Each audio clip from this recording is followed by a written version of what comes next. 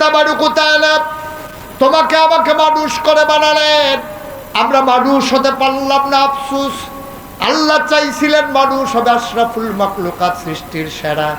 জিনের চাইতে মানুষের মর্যাদা কম না বেশি? এই যে ফেরেশতার চাইতে কম না বেশি? জিনের চাইতে বেশি, ফেরেশতার চাইতে বেশি, সমস্ত মাখলুকাতের ভিতরে মানুষের মর্যাদা বেশি। কিন্তু আমরা হয়ে গেলাম সবার চাইতে নিকৃষ্ট। আমরা থাকি আল্লাহর আকাশের নিচে। আকাশটা কার? জমিনটা কার? আমি কার? তুমি কার? আমরা কার? সবাই মিলে আমরা আল্লাহর আকাশের নিচে থাকি, জমিনের উপরে হাঁটি। সব মাখলুকাত আল্লাহরে চিনল, কেবলমাত্র মানুষ আল্লাহকে চিনল না, ঠিক কিনা?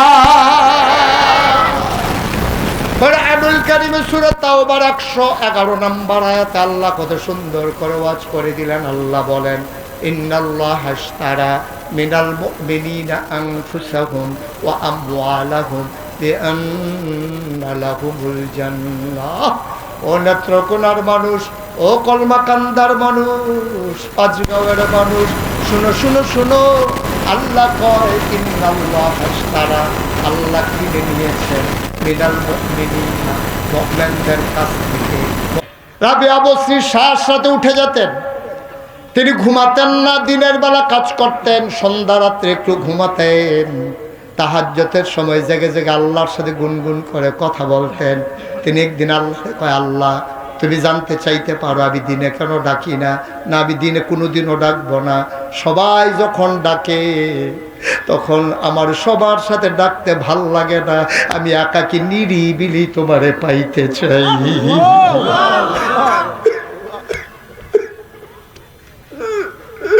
সবাই যখন ডাকে আমি তখন ডাকতে ভাল লাগে না, শুধু তুমি আর আমি।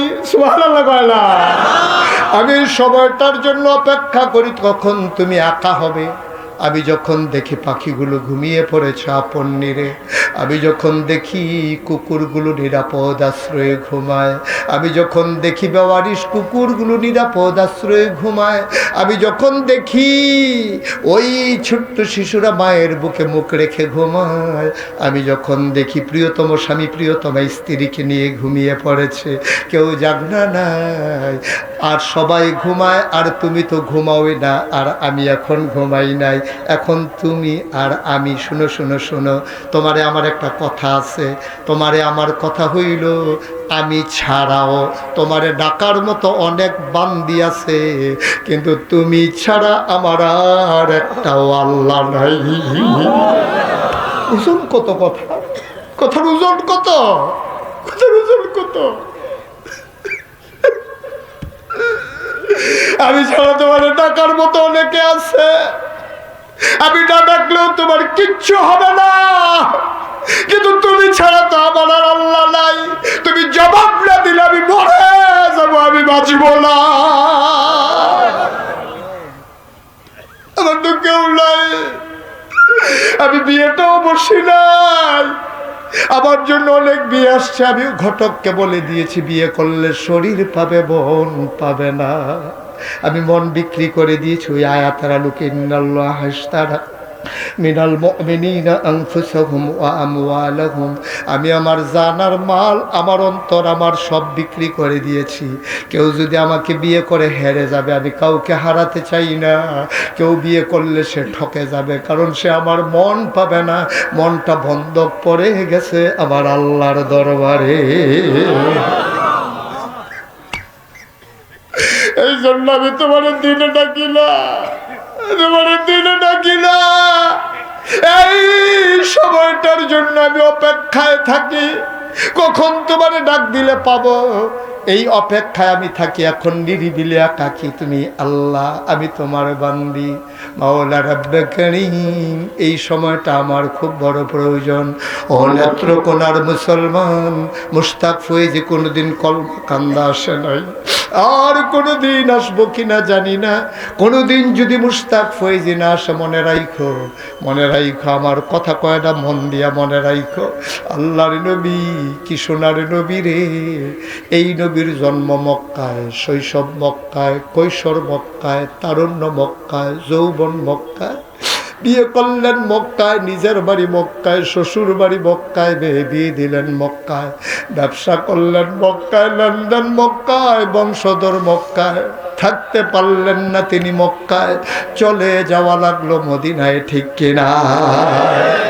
অত্যাচার যখন চরম আকার ধারণ করলো, মক্কার কাফেররা দারুন নাদওয়া তৎকালীন সংসদে সিদ্ধান্ত নিল, এই নবীর আর বাঁচাই রাখা যাবে না। মুহাম্মদ সাল্লাল্লাহু ওনার আর বাঁচাই রাখা যাবে না, মেরে ফেলা লাগবে। আল্লাহ শুনে নাকি শুনে না, জানে নাকি জানে না। জিবরাইল রে কয়, জিবরাইল যাও আমার বন্ধু নবীরে বলে দাও যে কোনো সময় চূড়ান্ত ফয়সালা আসবে, রেডি থাকতে বইল। নবীর আইসা কয় রেডি থাইকেন। নবী চিন্তা করলেন কারে বলতে পারি, একমাত্র আমার একটা প্রাণের বন্ধু আছে। গেলেন আবু বকর সিদ্দিকের কাছে, ডাক ডাক আবু বকর রে, ও আবু বকর, আল্লাহর হুকুম আসতে পারে, তৈরি থেকো। কয় কি ব্যাপারে? কয় মনে হয় মক্কায় আর থাকতে পারবো না। ভাই ভাই ভাই, অসম্ভব, এই কাজটা করাই যাবে না। আপনার বাড়ি কাছে, আপনি আইবেন আর যাইবেন, আমার বাড়ি দূরে দেখে আমি বইয়ে ওয়াশ করে ঠেয়া রাখি। আপনি উঠলে আমিও মাঝে দিয়ে হাফ এনার দিয়ে বাজারতে চা খাইয়া পরে আইয়া আবার ওয়াজ হইব, আপনারা থাকবেন। যদি এটা মান্যা নিতে পারেন তাহলে যারা যারা উঠেন, আমরা 5 মিনিটের জন্য সভাপতির অনুমতি নিয়ে 5 মিনিটের জন্য বিরতি দেওয়া হবে। আমরা সবাই ঘুরে টুরে আবার আমি উঠবো। হ্যাঁ, তো আমারে উঠতেন দিতেন না, আর তারা এমনি দিয়ে রাখবেন বাড়ির কাছে দেখে কি কারবার, কি বিচার। এখন থেকে যে উঠবে তারে কোনো কিছু বলা হবে না, কিন্তু যারা সামনে তুলবো বিচার হইব তারা। তে যদি বুঝতো তে উঠলো না, তে বুঝেন, আপনি তো বুঝেন, তো আপনার লোকে তো উঠে না, টান দিয়ে হটাই নেবেন জায়গায়। আমিন কন, জোরে কন, আর জোরে। নবীজি আবার আবু বকর সিদ্দিক রে, আবু বকর, ও আবু বকর তৈরি থাকো। বড় বুদ্ধিমান মানুষ ছিলেন, বিচক্ষণ মানুষ ছিলেন। তিনি চলে গেলেন বাজারে। বাজারে গিয়ে দুটো উটের বাচ্চা কিনছে। এক ইহুদির বাড়িতে গিয়া কয়, এই উট দুইটা পালবাইড, আমার পরে কাজ আছে। ওটটি লালন পালন শুরু হয়ে গেল। আবু বকর গেলেন বাড়িতে। দিন গেল, রাত গেল, সপ্তাহ যায়। একদিন নবীজি আবু বকরের দরজায় শেষ রাত্রে গিয়া দাঁড়াই আবু বকর সিদ্দিক রাদিয়াল্লাহু তাআলা আনহু ওনার দরজার সামনে গিয়া আল্লাহর নবী দাঁড়ালেন। ফিস ফিস করে দরজায় মুখ লাগাইয়া ডাক দিলেন, আবু বকর। সাথে সাথে দরজা খুলে দিলেন, লাব্বাইক ইয়া রাসূলুল্লাহ, সুবহানাল্লাহ। নবী চমকে উঠলেন, থমকে দাঁড়ালেন। নবী আশ্চর্যান্বিত হয়ে গেলেন। ডাক দেখো আবু বকর রে, এমন ডাকে তো কারো ঘুম ভাঙ্গার কথা না। তুই কি ঘুমাস না? কই কে বলে আমি ঘুমাই না, ঘুমাই তো ছিলাম। কই তুই টের পাইলি কেমনে? তা আমি ঘুমাইছিলাম দরজায় পিঠ লাগাইয়া। পেহানে আবার এমনি ঘুমাই কেমনে? কই যেই দিন আপনি বলেছিলেন তৈরি থেকো, এরপর থেকে আবু বকরের পিঠ আর বিছানায় লাগে নাই।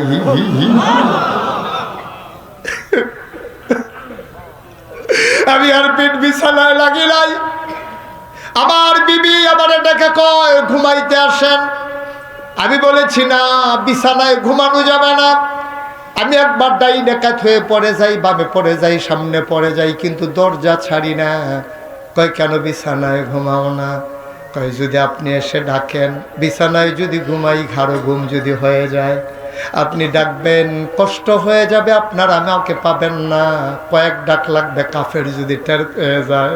নবী গো, এই চিন্তা করে আমার বিবিকে বলেছি, আমার ঘুমের চাইতে আমার নবীর জীবনের নিরাপত্তা অনেক দাম, ঠিক কিনা?